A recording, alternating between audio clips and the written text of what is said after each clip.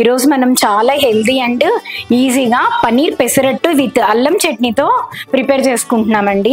అల్లం చట్నీకి గిన్నె పెట్టేశానండి. 2 టేబుల్స్ ఆయిల్ వేసాను. దానిలో 1 టేబుల్ స్పూన్ పచ్చిశనగపప్పు వేస్తున్నాను అండ్ 1 టేబుల్ స్పూన్ మినపప్పు వేస్తాను అండ్ 1/2 టేబుల్ స్పూన్ ఆవాలండి, 1/2 టేబుల్ స్పూన్ జీరా వేస్తున్నాను. ఇవి మంచిగా రోస్ట్ చేసుకోవాలి. మనం రోస్ట్ ఇలా అయిపోయినాయండి. ఈ కలర్ లోకి రాగానే ఒక 10 పచ్చిమిర్చి ఇలా చేసుకోవాలి. దీన్ని వేసేసుకుందాము. అల్లం ముక్క ఈ కొంచెం చాలండి, చిన్న పీసెస్ చేసేసుకుని దీన్ని కూడా ఫ్రై చేసేసుకుందాము.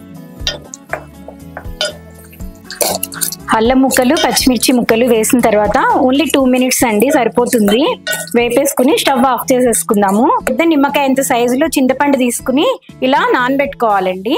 గుజ్జు తీసి పెట్టుకోవాలి. బెల్లం తీసుకోవాలండి. బెల్లం కూడా మనం స్వీట్ తినేదాన్ని బట్టి తీసుకోవాలి.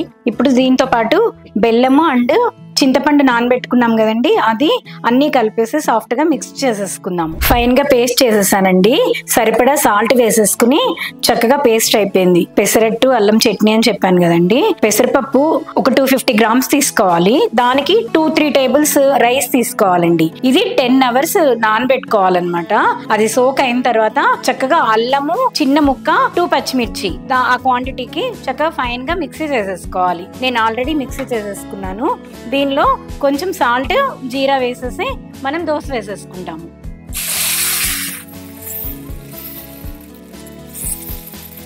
పెసరట్టు అండి గీతో చేసుకుంటే చాలా టేస్టీ ఉంటుందండి. 2 సైడ్స్ రోస్ట్ చేసేసాను కదండి. ఇలా పన్నీర్ని మంచిగా తురిమేసుకుందాం. దీని మీద కొత్తిమీర అండ్ ఆనియన్ వేసేసుకుందాం. ఇలా చాలా టేస్టీ ఉంటుంది. ఇలా ఫోల్డ్ చేసుకుని ఒక 2 మినిట్స్ రోస్ట్ చేయాలి.